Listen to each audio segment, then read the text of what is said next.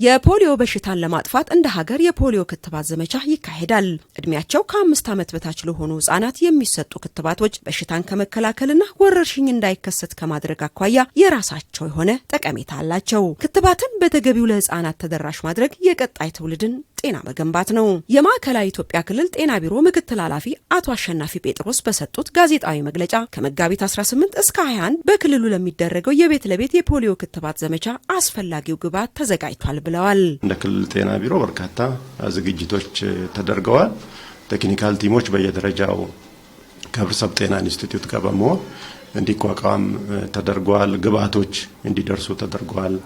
ግብዓቶችን ደግሞ የኢትዮጵያ መድኃኒት አቅራቢ አገልግሎት በየአካባቢው እንዲያደርስ የተደረገበት ሁኔታ የስልጠና የግንዛቤ መድረኮች የተፈጠሩበትና የመሳሰሉ በርካታ ስራዎች ተሰርተዋል። 5 ዓመትና ከ5 ዓመት በታች ያሉ ህጻናት ከዚህ በፊት ተከተቡም አልተከተቡም የፖሊዮ ክትባት በቤት ለቤት የሚያገኙበት ሁኔታ ይኖራል ማለት ነውና ትልቁ በዚህ ስራችን ላይ ከተደራሽነት አንፃር ያሉ ጉዳዮችን በተለይም ልንደርስ ማንችልባቸውን አካባቢዎች በመለየት እንዲደርስ የማድረግ ክትትል የማድረግ የመሳሰሉ ስራዎች የሚሰሩበት ነው ማለት ነው። በመጋቢት 18 እስከ 21 2018 በሚሰጠው የዘመቻ ላይ 1.4 ሚሊዮን ህጻናት እንደርሳለን ተብሎ ስራዎች ተጀምረዋል። በተቀናጀ በፖሊዮ ክትባት ዘመቻ በምግብ እጥረት የተጎዱ ህጻናት ልየታ እንደሚደረግም ምክትል ቢሮ ኃላፊው ገልጸው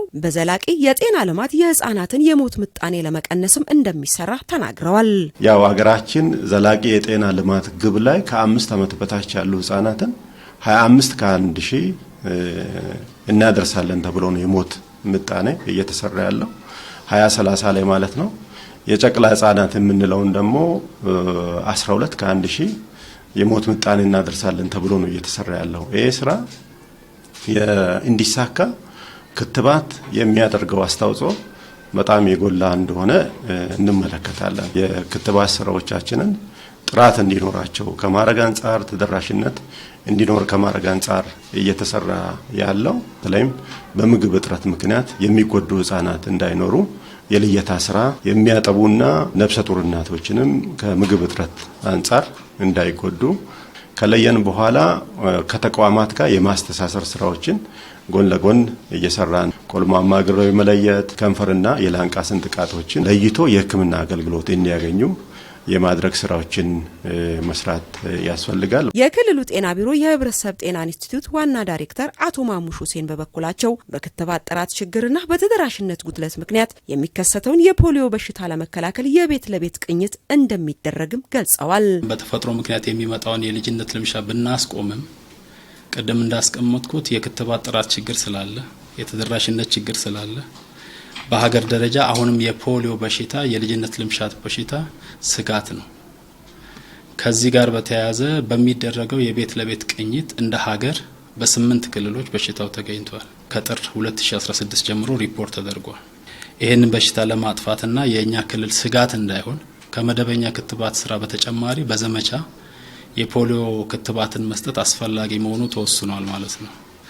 ስለዚህ በባለፉት ጊዜያቶች በክልላችን ባደረግነው አራት ዙር ክትባት ስራ ከ1.2 ሚሊዮን በላይ ህጻናቶች እድሜያቸው 5 ዓመትና ከዛ በታች የሆኑ ህጻናቶች የልጅነት ልምሻ ክትባት በመስጠታችን ውጤታማ ስራ ተሰርቷል ብለን ነው የምናስበው። ስለዚህ 5ኛው ዙር ክትባት የተወሰነበት ዋናው ምክንያት የመከላከል አቅምን ለማሳደግ ነው። ህጻናት ከዚህ በሽታ ራሳቸውን የመጠበቅ አቅም 100% ይደርሳል። የክትባት ጥራትን ለመከታተል በየጤና ተቋሙ ያሉ የክትባት ግብዓቶች የቅዝቃዜ ሰንሰለትን በጠበቀ መልኩ እንዲቀመጡ የማድረግ ስራ መሰራቱን ዋና ዳይሬክተሩ ገልጸው ለጤና ባለሙያዎችም ስልጠና ተሰጥቷል ብለዋል። ስልጠናዎች ለጤና ባለሙያ ለከታቢዎች እስከ ቀበሌ ድረስ ላሉት ስልጠና የመስጠት ስራ ተሰርቷል። በአካባቢ ሚዲያ መልእክቶች እንዲተላለፉ ጀምረናል።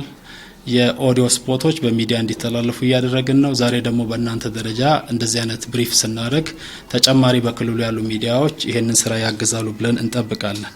ስለዚህ ስራው በተለይ ክትባቱ ፖሊዮ ብቻ ሳይሆን ተጨማሪ ስራዎች አሉት። ያው የተቀናጀ የተባለው ለዚህ ነው። የሚሰጠው የፖሊዮ ክትባት ውጤታማ እንዲሆን የክልሉ ህዝብን ጨምሮ የሚመለከተውን አካል ትኩረት ይፈልጋል።